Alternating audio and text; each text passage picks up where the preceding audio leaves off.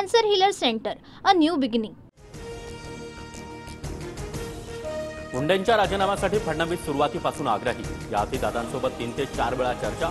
राजीनामा न दिल्यास मंत्रिमंडळातून हकालपट्टी करण्याचा फडणवीसांचा इशारा होता, सूत्रांची माहिती.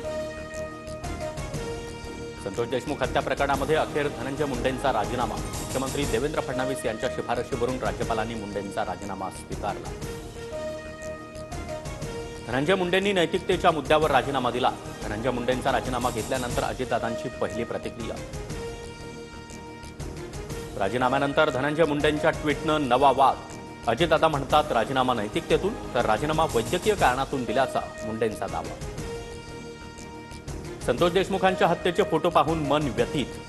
धनंजय मुंडेंच्या ट्विटमध्ये उल्लेख, तर धनंजय मुंडेंना मन आहे का, अंजली दमानी यांचा सवाल. धनंजय मुंडेंच्या राजीनाम्याचं स्वागत. राजीनामा आधीच पाहायला हवा होता. शपथच झाली नसती तर पुढील गोष्टींना सामोरं जावं लागलं नसतं.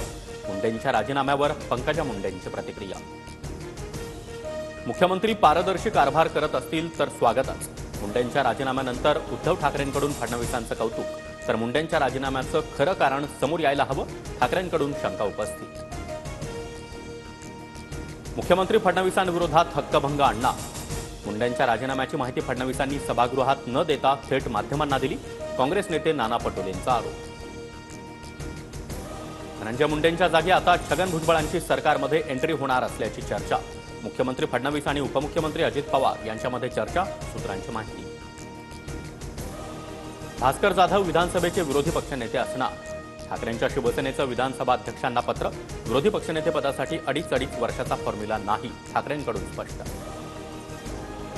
रायगडच्या पालकमंत्री पदासाठी भरत गोगावले आग्रही. गोगावलेंकडून एकनाथ शिंदेंची भेट. अडीच वर्षाचा फॉर्म्युला ठरत असेल तर वय आणि अनुभवाचा विचार पाहावा, गोगावलेंची मागणी.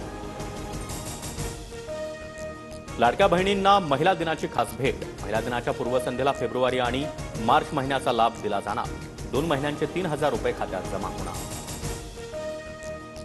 अबू आझमींकडून औरंगजेबाचं कौतुक करणारं वक्तव्य मागे. माझं वक्तव्य मोडतोड करून दाखवण्यात आलं.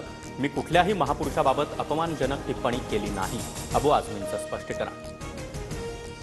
पंतप्रधान मोदींच्या हस्ते जामनगरमध्ये वनताराचं उद्घाटन. मोदींकडून वनतारा वन्यजीवांसोबत खेळतानाचे व्हिडिओ ट्विट. अनंत अंबानी स्थापित वनतारा केंद्राचा प्राण्यांचे संवर्धन आणि उपचार करण्याचा उद्देश. Cancer healer centre, a new beginning.